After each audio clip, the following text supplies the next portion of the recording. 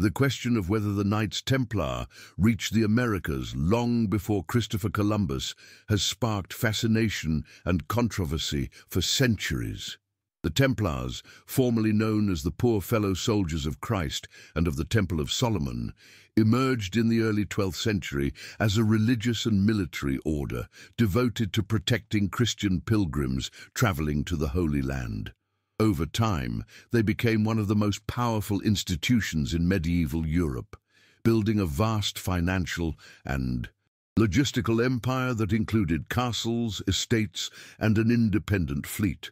However, in 1307, their rapid downfall was orchestrated by King Philip IV of France, who, motivated by debt and political ambition, accused the Templars of heresy. With the collaboration of Pope Clement V, he initiated a brutal crackdown, arresting and torturing members of the order, confiscating their wealth, and ultimately executing their leaders. Amid this purge, a significant part of the Templar fleet vanished from the port of La Rochelle. What happened to those ships remains unknown, but some researchers believe they sailed westward, carrying treasures, secrets, and members of the order to unknown lands. This theory, while often dismissed by mainstream historians, suggests that the Templars reached the American continent nearly 2 centuries before Columbus. Proponents argue that these voyages were not random, but guided by ancient knowledge the order allegedly discovered beneath the Temple Mount in Jerusalem, perhaps maps or documents created by earlier civilizations like the Phoenicians. The possibility that such knowledge enabled the Templars to navigate the Atlantic adds a powerful layer to the legend. Among the many elements that lend intrigue to the story is the chilling prophecy delivered by Jacques de Molay, the last Grand Master of the Templars, shortly before his execution. On March 18, 1314, as he was tied to a stake and set ablaze near the Notre Dame Cathedral in Paris, de Molay cried out that both King Philip IV and Pope Clement V would meet their judgment within the year. As fate would have it, Clement died just a month later, and Philip followed before the year's end. This eerie fulfillment of his words contributed to the aura of mystery that surrounded the order's final days. While their visible power collapsed, the disappearance of the Templar fleet ignited centuries of speculation. Some believe the ships carried not just riches, but also religious relics, forbidden texts and evidence of ancient wisdom. It's claimed that the Templars may have followed routes once used by the Phoenicians, who, according to some fringe theories, had reached the Americas thousands of years earlier. This knowledge could have been preserved in what some refer to as the Royal Archive, allegedly discovered under the ruins of Solomon's Temple.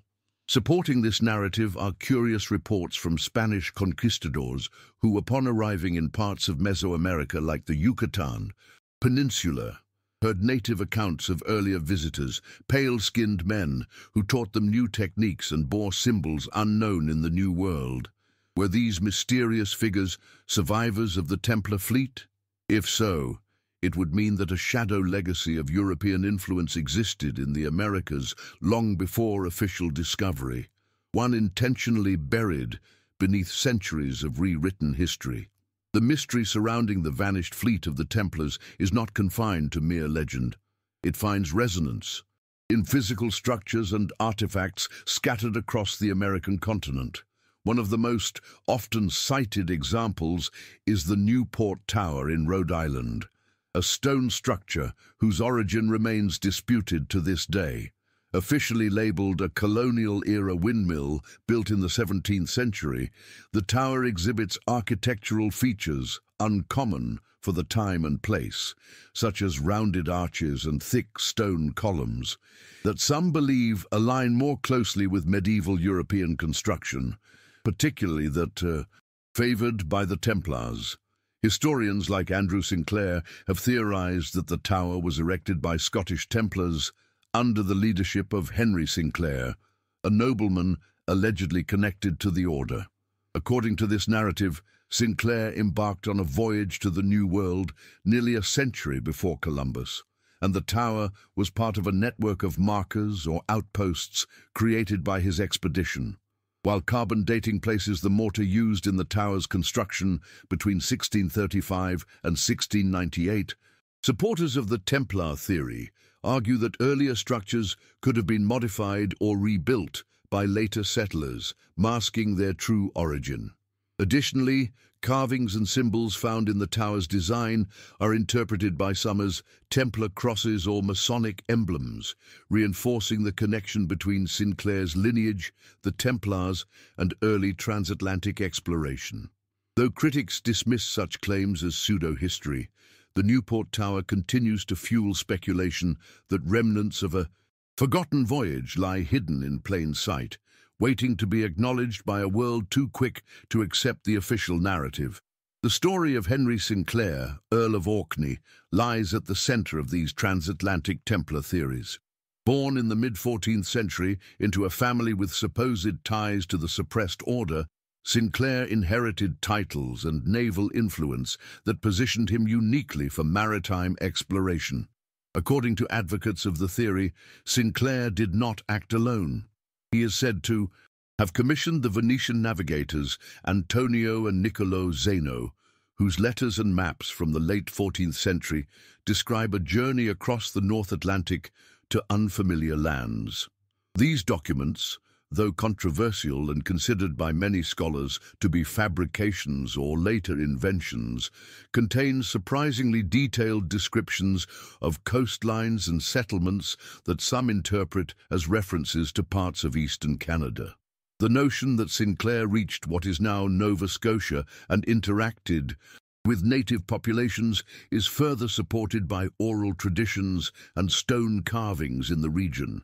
The so-called Westford Knight, a carved figure found on a glacial rock in Massachusetts, is often cited as evidence of his presence. The carving resembles a medieval knight holding a sword and shield, details that are consistent with Templar iconography. Though mainstream archaeologists classify the figure as a natural feature or indigenous artwork, believers see in it the unmistakable signature of a secret mission. The presence of maize carvings in Scotland's Rochelle Chapel, built by Sinclair's descendants, adds another strange twist to the story. Maize, a plant native to the Americas, should have been unknown in Europe at the time the chapel was constructed. For some, this anomaly serves as tangible proof that the Sinclair lineage brought knowledge of the New World back to Europe long before Columbus's historic voyage in 1492. Another intriguing piece of the puzzle is the presence of European-like symbols and carvings in unexpected parts of Central and South America, regions that were officially isolated from European influence prior to the 15th century.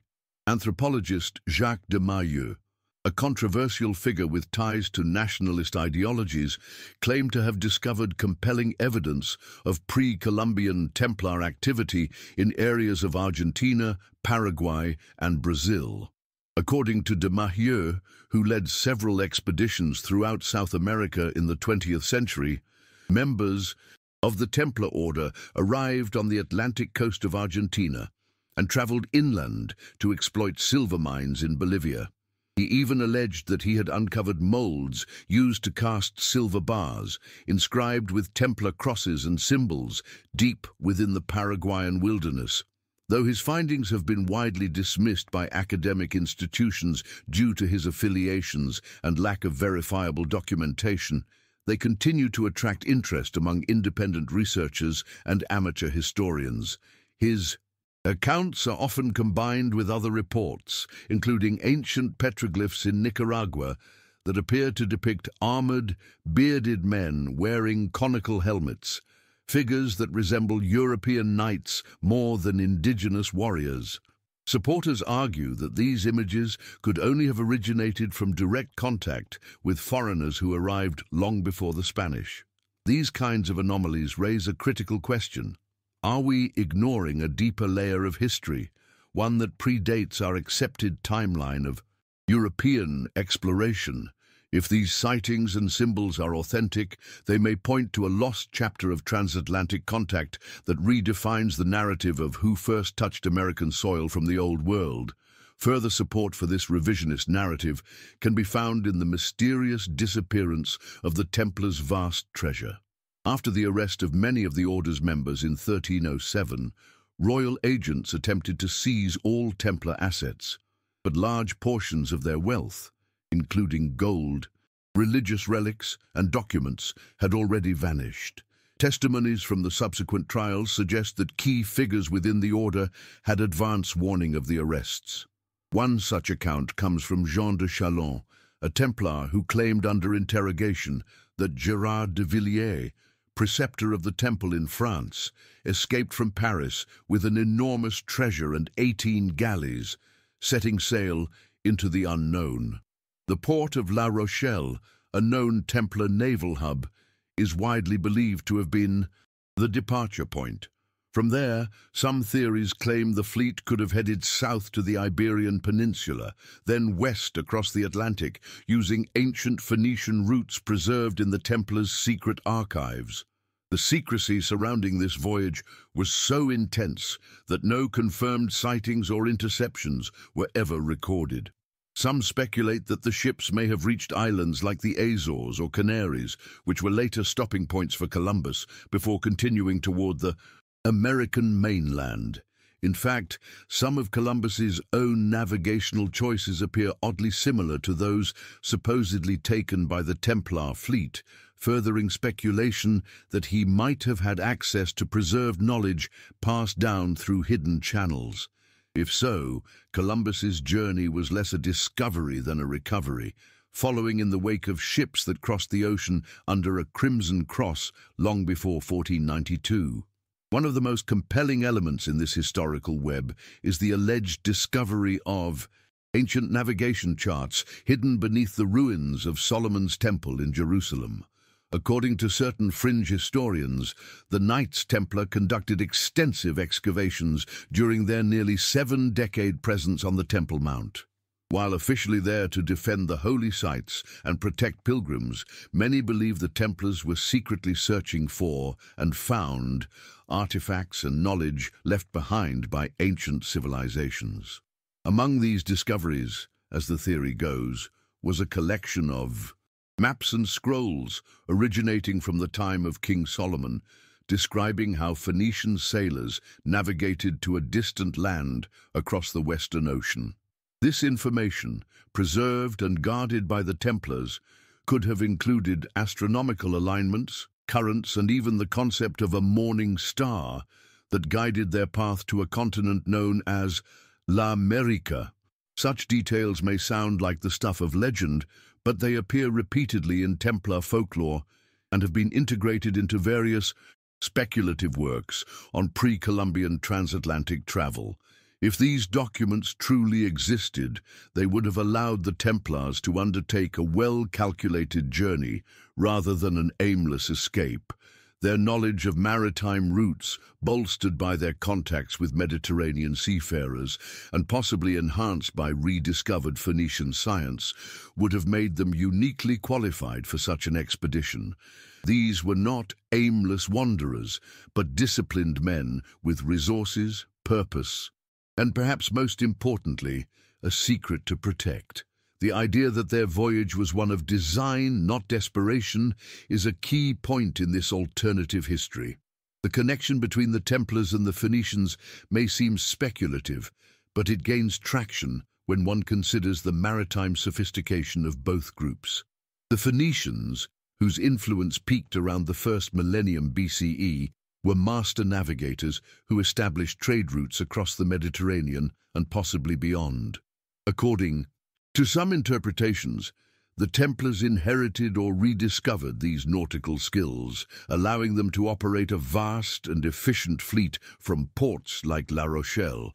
Their ships were not only capable of long voyages, but were actively used for commerce, transporting goods ranging from wine and grain to more controversial cargo like slaves and prisoners of war. With a robust logistical network and strategic control over key coastal points, the Templars essentially operated the first international naval force of the medieval period. Their reach extended from the British Isles to the Holy Land, and it is not far-fetched to believe they could have set their sights westward. This possibility is further supported by their adoption of navigational techniques and instruments that were considered advanced for their time, many of which had Phoenician or Arabic origins. Combined with the knowledge allegedly recovered from their excavations in Jerusalem, the Templars could have possessed a rare and powerful understanding of oceanic travel. Their secrecy, discipline, and willingness to defy conventional limits made them ideal candidates for such a mission. If the Phoenicians did indeed sail to the Americas, as some controversial scholars suggest, it's plausible that the Templars used similar methods to follow in their wake. In doing so, they may have laid the groundwork for one of history's most elusive and debated pre-Columbian journeys. Another fascinating thread in this historical narrative centers on the Spanish conquest of the Yucatan Peninsula. When Hernán Cortés and his men arrived in Mexico in the early 16th century, indigenous communities reportedly spoke of pale-skinned visitors who had arrived generations earlier. These mysterious figures were described as tall, bearded men clad in armor and bearing crosses, images that bore an uncanny resemblance to European knights. Some accounts suggest that these visitors were revered as gods or bringers of knowledge, teaching local populations unfamiliar skills and spiritual ideas. This has led some theorists to conclude that these early figures were none other than the remnants of the Templar fleet, having settled in parts of the New World and integrated with native civilizations. It is also noted that some indigenous myths mention a feathered serpent or divine teacher who departed with the promise of one day returning, a theme oddly parallel to Christian messianic prophecy. Could this myth have evolved from actual contact with Templar explorers? Furthermore, evidence suggests that the Templars may have followed the same route later used by Columbus, stopping first in the Canary Islands before heading west. The notion that they established waypoints or caches, possibly even burying part of their treasure en route, fits with their reputation for planning and secrecy. By the time the Spanish arrived, any trace of the original visitors would have been obscured by time and assimilation, their influence absorbed into legend. Yet these echoes, stories of white-robed teachers, unfamiliar crosses and sacred metals, continue to surface across Mesoamerican oral traditions, defying easy explanation and fueling a deeper sense of historical mystery.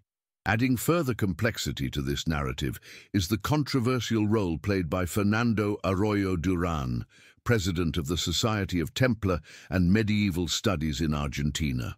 In a letter addressed to the Delfos Foundation, Duran claimed with absolute certainty that the Templars had reached the Americas in a coordinated and deliberate manner.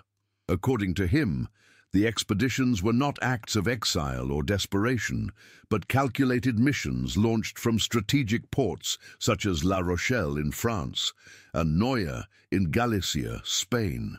These ports served as critical maritime hubs with access to both Atlantic and Mediterranean routes. Duran asserted that the Templars traveled as far as Peru and Mexico, exploiting mineral-rich territories and establishing connections with local tribes. He pointed to maps, coded documents, and oral testimonies that suggested a Templar presence deeply embedded in pre-Columbian history.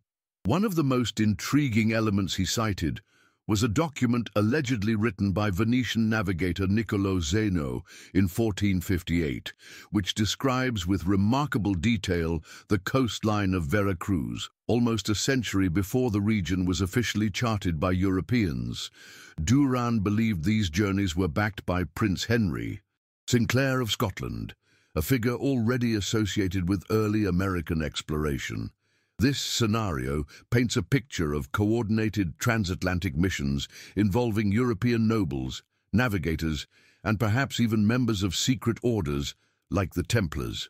If any of these claims are true, and even partial validation would be revolutionary, it means that European knowledge of the Americas existed long before 1492, suppressed not because it was unknown, but because it threatened the carefully constructed narratives of political and religious power. One particularly enigmatic structure, often cited as physical evidence of Templar presence in the Americas, is the Rochelle Chapel in Scotland, constructed in the 15th century by William Sinclair, a descendant of Prince Henry Sinclair. Although built long after the suppression of the Templars, the chapel contains an astonishing array of symbolic carvings that have fueled centuries of speculation. Among the most striking are depictions that resemble maize corn, a crop native to the Americas and unknown in Europe at the time the chapel was supposedly built. Skeptics argue that the carvings could represent other plants or are merely coincidental designs, but proponents of the Templar-America connection interpret these as clear proof that someone within the Sinclair lineage had first-hand knowledge of the New World. The chapel also features Masonic and Templar imagery, knights with swords, crosses resembling the Templar emblem, and scenes that echo ancient initiation rituals. Robert Lomas and Christopher Knight, researchers who studied the chapel extensively, have even suggested that beneath its foundations lies a secret crypt, possibly containing sacred relics or documents brought back from the Americas, or even from the Holy Land. According to their theory, the chapel was not just a place of worship, but a vault for preserving lost knowledge. The alleged continuity between Templar ideology and early Freemasonry, as expressed in the chapel's intricate designs, supports the notion that secret information was deliberately encoded into the architecture. If maize truly appears in carvings created decades before Columbus's voyage, it demands a radical reconsideration of the timeline of European contact with the Americas, and the Templars would be at the heart of that historical revision. The connections between the Templars and early Freemasonry have long intrigued scholars and conspiracy theorists alike. While there is no definitive proof that the Freemasons directly descended from the Templar order, similarities in ritual, symbolism, and structure are hard to ignore. Both organizations emphasized secrecy, hierarchical initiation, and the pursuit of spiritual and esoteric knowledge. As the theory goes, when the Templars were disbanded in the early 14th century, some of their surviving members fled to Scotland, where the monarchy and local nobility offered them refuge. In this sanctuary, they supposedly reorganized under new banners, laying the foundations for what would eventually become the Freemason fraternities of the 16th and 17th centuries. Supporters of this lineage argue that not only were knowledge and traditions preserved, but missions, like transatlantic voyages, were continued in secrecy. The Sinclair family, central to this hypothesis, played a dual role: protectors of Templar heritage and facilitators of continued exploration. Rochelle Chapel thus becomes more than an architectural curiosity. It becomes a historical cipher. Within its walls, scholars find layered messages carved into stone, a blend of Christian theology, pagan motifs, and symbols aligned with both Masonic and Templar traditions.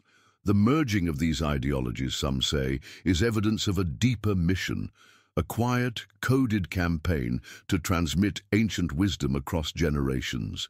Whether or not one accepts these connections as literal truth, the cultural and symbolic weight carried by the Templar-Freemason link has undoubtedly influenced how we view hidden chapters of Western history. The idea that secret knowledge traveled across the ocean long before mainstream recognition remains a cornerstone of the enduring Templar legend. Equally captivating is the tale of the so-called Westford Knight, a mysterious carving located on a glacial rock in the town of Westford, Massachusetts. Discovered in the 19th century and later studied in greater detail during the 20th, the carving appears to depict a medieval European knight complete with sword, shield, and helmet. While mainstream archaeologists have often dismissed it as either a natural formation or a product of indigenous artistry, proponents of the Templar theory argue otherwise. They claim the carving is the unmistakable representation of a European warrior, possibly linked to Henry Sinclair's expedition to North America. The figure's dimensions and style closely resemble those found in medieval European effigies, suggesting that someone with knowledge of knightly iconography etched it deliberately. In addition to the figure, markings nearby have been interpreted as a sword pommel or heraldic cross, reinforcing the connection to Templar symbolism. Though definitive dating of the carving has proven difficult, its existence has become a focal point for those convinced that evidence of pre-Columbian European presence lies hidden in North American soil. The Westford Knight is often cited alongside other anomalies, such as inscriptions and architectural features in Nova Scotia that seem out of place for their time and location. When viewed collectively, these artifacts suggest a pattern, one that points to early and intentional contact, not accidental landfall or vague legend. If Sinclair's expedition did leave physical traces behind, the Westford Knight might be one of the few surviving clues, a silent witness carved in stone, waiting centuries to be interpreted. Perhaps one of the most controversial and widely debated links in the Templar America narrative is the idea that the Order discovered or rediscovered ancient knowledge pointing to a land across the Atlantic. According to some fringe historians, while excavating beneath the Temple Mount in Jerusalem, the Templars uncovered what has been dubbed the Royal Archive, a collection of scrolls and maps dating back to the era of King Solomon.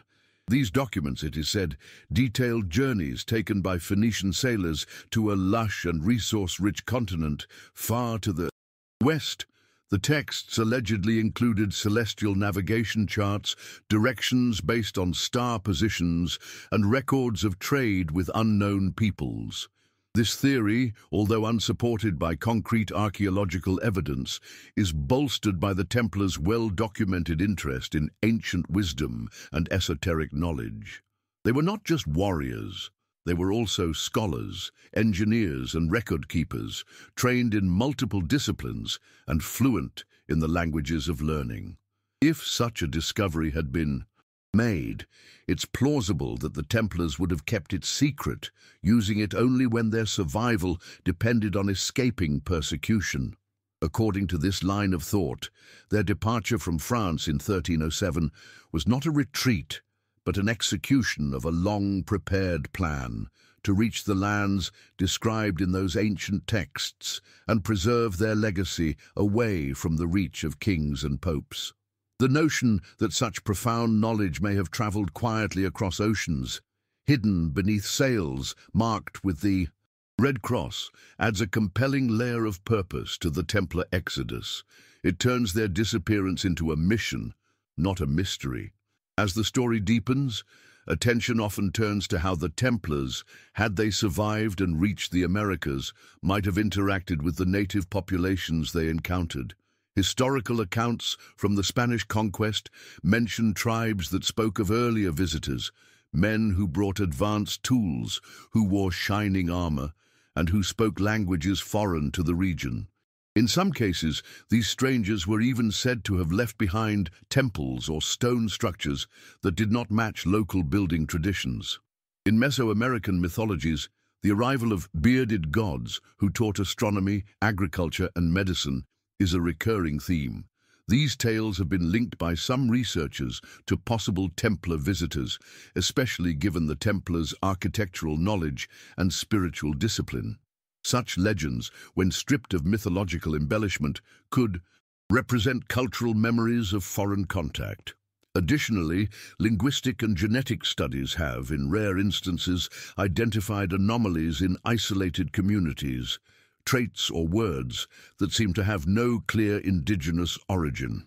Though far from conclusive, They raised the possibility that small groups of Europeans could have integrated into native societies long before official colonization.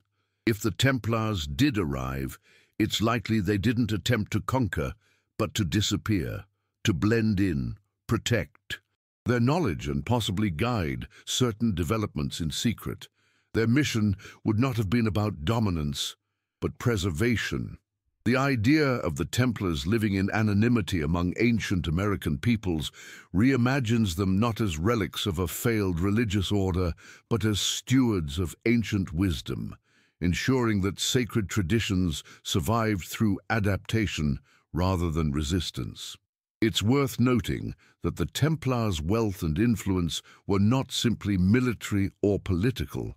They were logistical masterminds with a deep understanding of commerce and maritime strategy. Their fleet operated like a modern-day navy, with supply routes, fortified ports, and an internal system of communication that was unprecedented for the Middle Ages.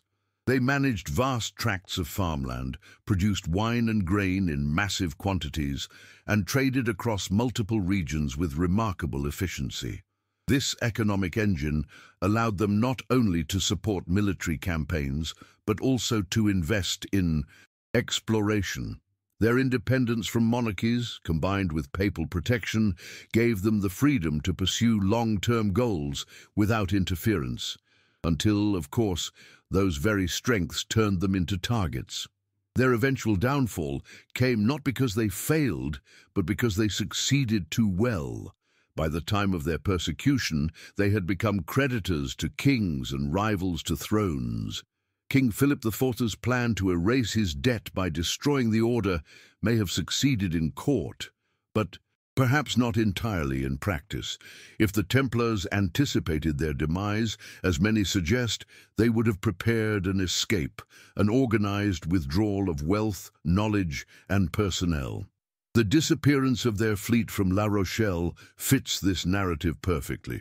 A well-equipped maritime force with access to ancient navigation techniques, allied with sympathetic figures like Prince Henry Sinclair and supported by remnants of the Phoenician legacy, could very well have slipped beyond the edge of the known world, into legend or perhaps into a new chapter of unrecorded history on American shores. For those who believe in the Templar presence in the Americas, one of the most compelling testimonies lies in how Columbus himself approached his voyage. Historians have long debated why the Genoese navigator seemed so confident in sailing west, despite the limited official cartographic knowledge of his time. One theory holds that Columbus had access to secret charts, possibly passed down through hidden Templar or Portuguese networks that detailed Western lands long before their supposed discovery. Supporting this idea is the fact that the sails of Columbus's ships bore a red cross nearly identical to the Templar emblem. Some argue this was no coincidence, but a deliberate homage to a spiritual and exploratory lineage. Further connections are drawn through Columbus's ties to Portuguese nobility and the Order of Christ, which many historians regard as a rebranded continuation of the Templars. After the Templar suppression, King Dinis of Portugal provided refuge to many fleeing knights and founded this new order, allowing the continuation of Templar traditions under a different name. This organization would go on to play a significant role in maritime exploration and the Age of Discoveries. If Columbus was indeed influenced or guided by remnants of Templar knowledge, his voyage in 1492 wasn't a bold leap into the unknown, but a carefully calculated mission built on a legacy of hidden expeditions.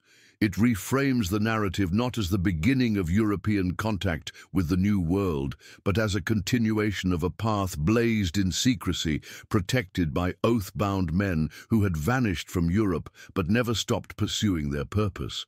Despite centuries of research, excavation, and academic scrutiny, the question of whether the Templars reached the Americas remains unresolved, suspended between documented history and compelling legend. What keeps the theory alive isn't just the allure of buried treasure or the romance of secret voyages. It's the consistency of clues that appear across continents, across time, and across disciplines. From carvings in North America to unexplained artifacts in South America, from architectural anomalies in Europe to myths among indigenous peoples, there seems to be a recurring pattern of contact, influence, and silence. The official historical record, shaped by political and religious agendas, has little room for stories that don't align with accepted timelines, yet the persistence of these anomalies suggests that something deeper may lie beneath the surface. Whether the Templars fled to preserve sacred relics, to escape persecution, or to fulfill a higher mission, their story continues to capture the imagination. They were not merely knights, but builders, navigators, and guardians of knowledge. If they did reach the New World, they did so not for conquest, but for continuity, for the preservation of traditions. And truths too powerful to be left in the hands of corrupt thrones, their disappearance, rather than being an end, may have marked a new beginning, one that unfolded in silence across oceans, deserts, and forests, written not in ink, but in stone, in legend, and in the hearts of those who still seek the hidden chapters of our past. If the Templars did succeed in reaching the Americas, it would not have been simply a story of exploration. It would have been one of profound reinvention. These were men trained to obey structure and serve faith, suddenly forced into exile and hunted across Europe. To vanish from history while remaining intact as a network would have required not only courage, but strategic brilliance. For those who believe in their American journey, the idea is not that they colonized vast lands, but rather that they survived by adapting. Hidden within remote regions, they may have shared fragments of their wisdom with local cultures, knowledge of construction, astronomy, and healing. Such influence, subtle and untraceable through conventional archaeology, might still echo in unexplained architectural techniques or oral traditions passed down through generations. Over time, the identities of these visitors could have faded, their European origins forgotten or mythologized, leaving behind only scattered footprints across two continents. The lack of direct documentation does not disprove their journey. In fact, for an order as secretive as the Templars, silence was part of their survival. If their goal was preservation of themselves, their values, or sacred objects, then anonymity would have been their armor. Every carved figure, every architectural mystery, every legend of white-skinned sages in the jungles or deserts gains new meaning under this possibility. They weren't lost, they were hiding. And in doing so, they may have contributed to a silent but enduring legacy that transcends the boundaries of official history. Ultimately, the story of the Templars, in the Americas, whether fact, legend, or some blend of both, offers a powerful reminder of resilience, vision, and the enduring human search for purpose. These knights, once cornered by kings and betrayed by the very church they served, may have chosen not to perish but to transform, to seek refuge not in resignation but in reinvention. Their supposed voyages, the sacred knowledge they guarded, and the myths that followed in their wake all point to a deeper truth, that history is not always what we are told it is. Sometimes it is what survives in silence. In a world that often forgets its own foundations, these stories challenge us to look closer, to question harder, and to remain open to the idea that greatness can endure even in exile. Whether buried beneath a chapel in Scotland, etched into a stone in New England, or whispered in the stories of ancient tribes, the spirit of the Templars seems to persist, not as conquerors or martyrs, but as seekers. And perhaps that is the most powerful legacy of all, not that they discovered new lands, but that they refused to surrender their mission. Against betrayal, fire, and time itself, they chose to endure. And in that quiet endurance lies a message for all of us. That even in the face of collapse, there is always another way forward, another path hidden just beyond the horizon, waiting to be found by those brave enough to look.